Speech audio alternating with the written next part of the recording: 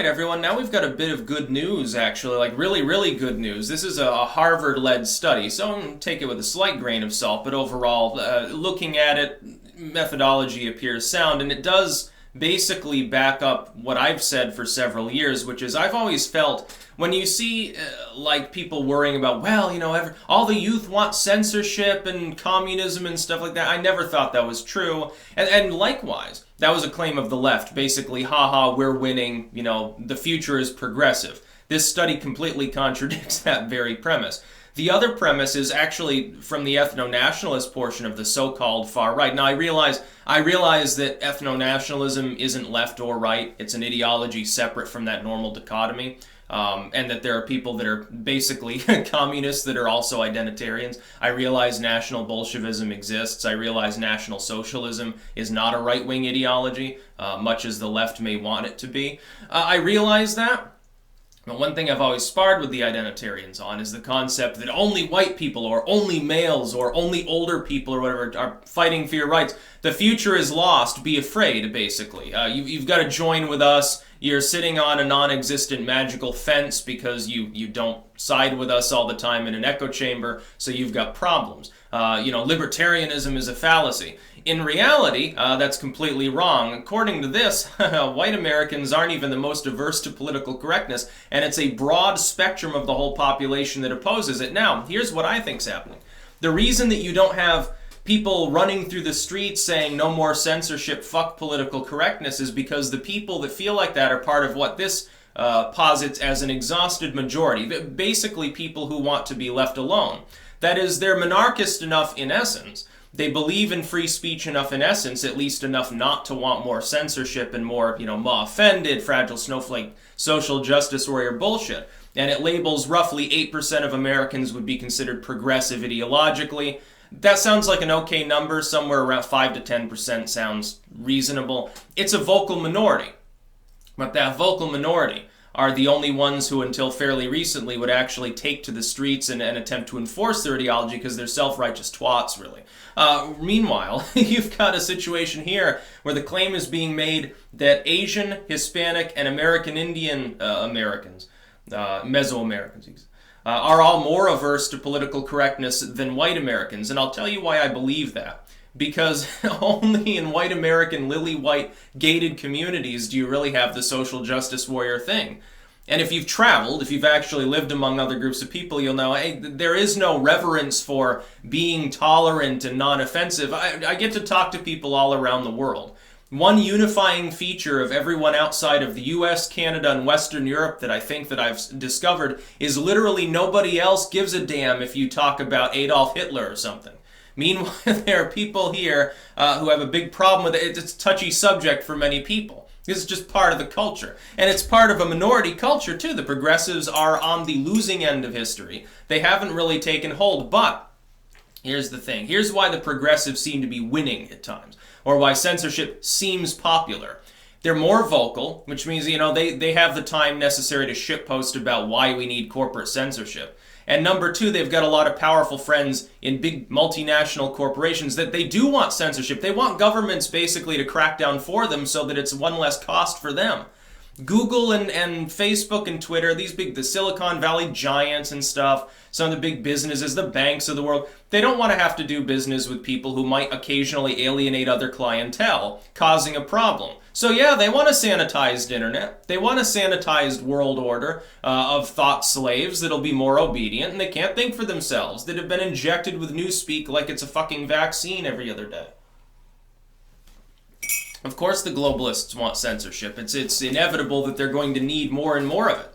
They're going to need more and more censorship over time. They're going to have to apply layer after layer of newspeak into people's minds to prevent them from thinking the wrong thing and breaking free of the globalist mold, because otherwise they might stop wanting to basically be slaves their entire lives. They're in a gilded cage, so to speak.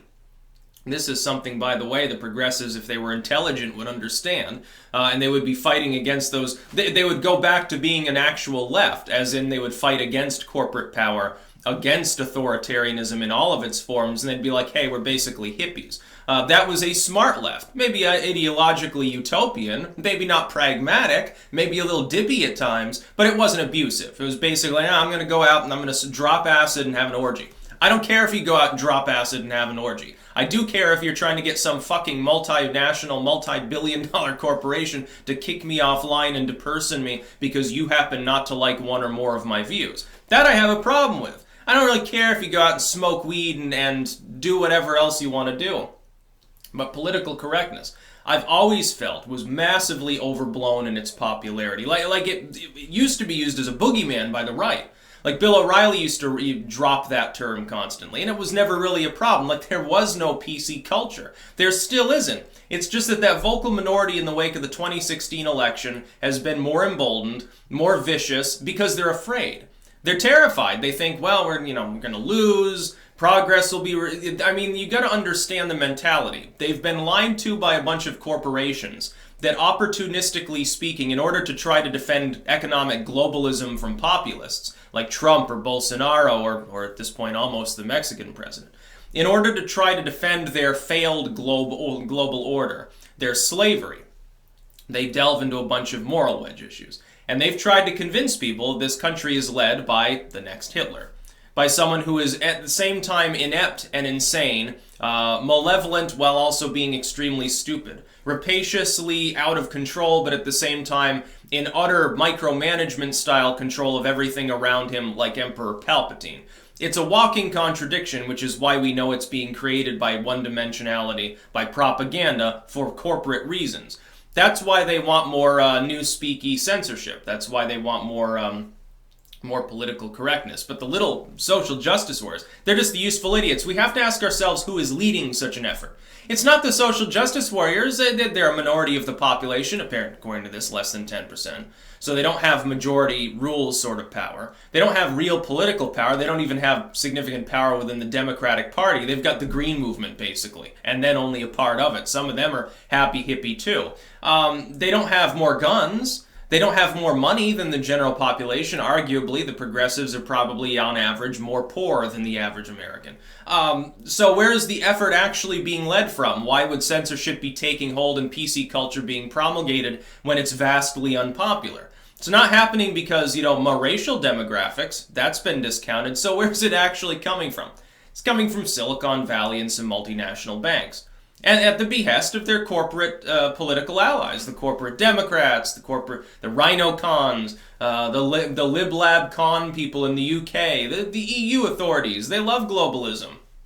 They don't want you to be able to speak freely. You might speak out against them. But if they can muzzle you and determine that everyone that speaks out against them is bigoted in some way, makes their job a lot easier, doesn't it? Well, there you go. Find out who benefits from things before you haul off and start blaming random people. The social justice warriors don't benefit from censorship. Hell, it's going to bite them in the ass. Some of them even know this, and they're just following the crowd, I think. So yeah, political correctness is actually extremely unpopular. Virtually every class and demographic of Americans totally opposes it. So yeah, bye-bye censorship, and eventually, this is why long-term I'm optimistic about our chances, because I realize that in secret a lot of people totally oppose censorship. They don't like PC culture. They want to be able to tell bawdy, grotesque jokes or whatever. They want to be able to say racial slurs online and not get depersoned. They don't care enough. They don't actually feel offended by these things, including some people who very vocally pretend to be. Now, there are people out there that present a face to the world that is different from their own internal beliefs. You do realize that. There are people out there that say, well, yeah, I'm so offended at this joke. And meanwhile, they tell the same jokes in private company. They're just keeping up appearances. Maybe a Don Lemon or Michael Moore or some bullshit like that. So I'm optimistic, because eventually it will not be so secret. Eventually you hit a tipping point and then people are very open. This is how moral panics end. Eventually you hit a tipping point, after which it becomes impossible for the illusion of a majority will behind the PC culture or some other witch hunt to actually be promulgated. It starts to collapse under its own weight. That's about all. Peace out.